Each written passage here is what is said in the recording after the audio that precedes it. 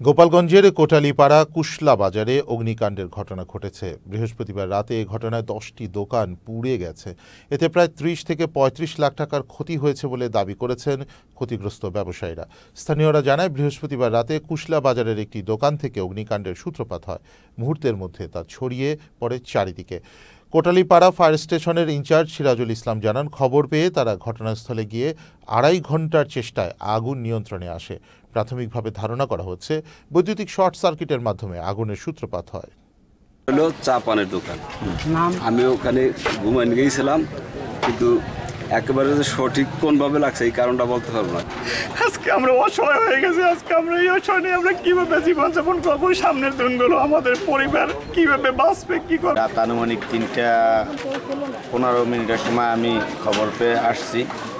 এসে দেখছি যে আগুনে সব পুড়ে গেছে। আনুমানিক আমার এই মাল জিনিস সব নিয়ে দিয়ে ধরেন লাখ 1.5 টাকা।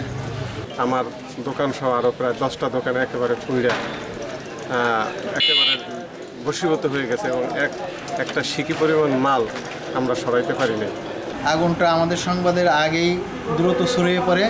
আমরা পাম্প লাগিয়ে এবং প্রথম কল পানিবাহী গাড়ি থেকে আগুন নির্বাপন করি। আগুন নিয়ন্ত্রণে আসে 20 মিনিট পরেই। নির্বাপন করতে আমার সময় লাগে 2 ঘন্টা 20 মিনিট।